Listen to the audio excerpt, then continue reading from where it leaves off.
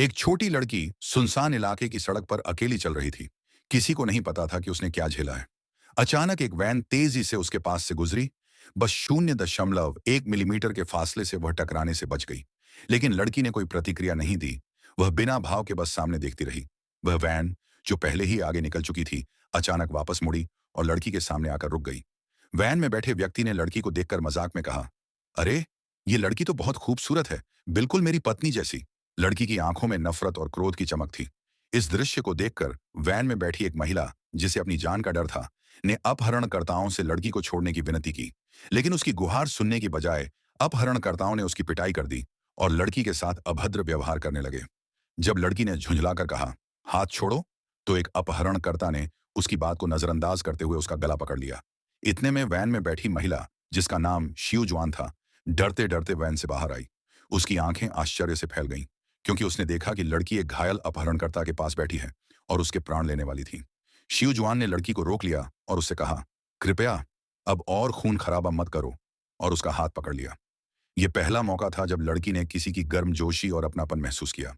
रात होने पर कुछ गुंडों ने शिव जुआन के फार्म हाउस को घेर लिया। ध्यान रहे, उनमें सबसे खतरनाक और घमंडी आदमी वही था जो कुर्सी पर अकड़ कर बैठा था। उसका नाम था काला सरदार। शिव जुआन ने एक F686 शॉटगन उठा ली और जैसे ही उसने गोली चलाई, सभी छोटे गुंडे डर के मारे झुक गए।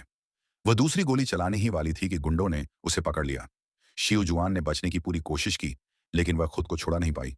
इसी बीच एक छोटा गुंडा लकड़ी की छड़ी लेकर आगे बढ़ा और अपने साथी के ऊपर वार कर दिया। इससे वहां अफरा तफरी मच गई। शिव जुआन और उसके भाई ने पूरी ताकत से विरोध किया, लेकिन उनकी कोशिशें बेकार रहीं। तभी अचानक छत पर खड़ी लड़की दिखाई दी। वह किसी राजा की तरह पूरे दृश्य को देख रही थी।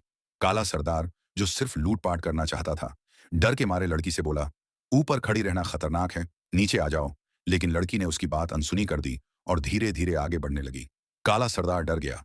उसने जल्दी से बंदूक उठाई, लेकिन लड़की ने बिजली की गति से उसकी बंदूक छीन ली और एक गोली चला दी। गोली की आवाज से काला सरदार बुरी तरह घबरा गया।